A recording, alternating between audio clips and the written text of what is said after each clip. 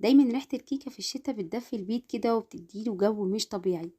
عملنا مع بعض كذا وصفة للكيكة، تعال نعمل كيكة كده، كيكة البرتقال. بس المرة دي هنعملها بالزبدة بصوص كده رهيب يا جماعة، مش قادرة اقول لكم عامل ازاي. شايفين ارتفاع الكيكة عامل ازاي؟ وهشة جدا، وطعمها كده هيوديكي في حتة تانية خالص. شايفين الطراوة بتاعتها وارتفاعها؟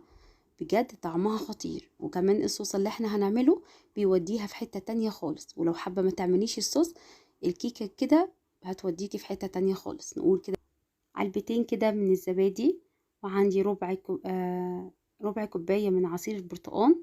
هقلبهم مع بعض كده، وبعد كده هركنهم على جنب. هقلبهم كويس جدا لحد ما اشيل التكتلات بتاعت الزبادي خالص، وبعد كده هنبتدي نشتغل في الكيكة. هجيب كده كوباية طرية من الزبدة، واحط عليهم كوبايتين من السكر، وهضربهم بالمضرب الكهربائي بالشكل ده. لازم الزبدة تبقى طرية. هضربهم كده. كان الطبق كان عندي كان صغير شوية، فابتديت ان انا احطه في بولة تانية اكبر، وابتدي بقى ان انا افضل اضرب فيهم لحد لما يوصل للقوام الكريمي بالشكل ده. هحطه كده الاول في بولة، وبعد كده بقى هبتدي اضرب كويس جدا لحد لما احس ان السكر عمل مع الزبدة كده طبقة من الكريم. وكل ما يبقى فيه جوانب كده من الزبدة بحاول ان انا انزلها.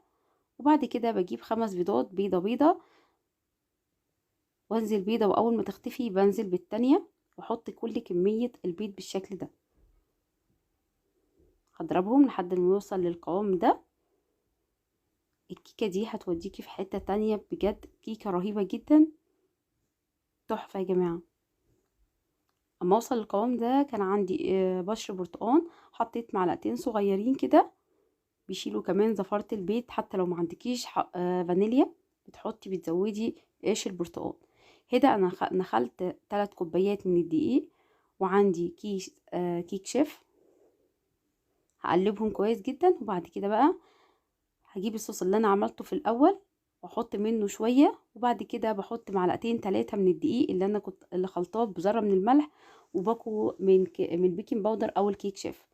احط جزء من الصوص اللي احنا عملناه او الزبادي وعصير البرتقال، وجزء من الدقيق، وافضل اضرب. اهم حاجه انهي بصوص الزبادي والبرتقال في اخر حاجه، وطبعا المضرب شغال لحد.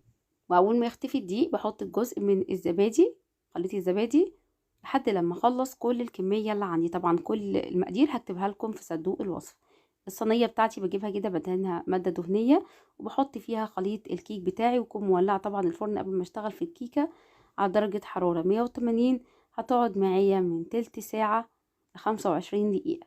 وبعملها بالخله كده عشان السطح يجي متساوي، ويديني كده لون ذهبي حلو زي ما شفتوه في اول الفيديو. هحضر بقى الصوص اللي احنا بنحطه فوق الوش. هحط كوبايه من نص كوبايه من السكر، نص كوبايه من لبن البودره، وعندي نص كوبايه من عصير برتقال، وعندي عصير ليمونه، وعندي 3 معالق من كريم شانتيه. هضربهم كويس جدا بالمضرب الكهربائي لحد ما اوصل للقوام ده. وكده انا حضرت صوص. لو انت حابه تستغني عنه ممكن تقدمي الكيكه زي ما هي كده، زي ما طلعت معاكي بالشكل ده، برضو طعمها حلو جدا جدا. يعني مع كوبايه شاي كده بتوديكي في حته تانية خالص. الصوص بقى بجد رهيب، هيخليكوا كده حاجه مختلفه عن المعتاده اللي احنا اخدين عليها. حط الصوص كده بعد ما تبرد تماما. اهم حاجه الكيكه تبرد تماما كده، بتغطيها وبتسيبيها تبرد تماما، وبعد كده بتبتدي توزعي عليها الصوص ده. هزينها كده زي الكيكات البرازيلي اللي بنشوفها بره، برشة من اللبن البودرة بالشكل ده. وزي ما قلت لكم ممكن تقدميها سادة خالص بدون الصوص اللي احنا عملناه في الوش خالص، هيديكي طعم حلو جدا. شايفين ارتفاعها حلو قوي؟ الهشاشة هشة جدا وارتفاعها ممتاز. شايفين؟ اتمنى ان انتوا تطبقوها وتقولوا لي رأيكم فيها ايه. يا رب النهارده يكون الفيديو عجبكم. هتوحشوني الفيديو الجاي. استودعكم الله، والسلام عليكم ورحمة الله وبركاته. مع السلامة.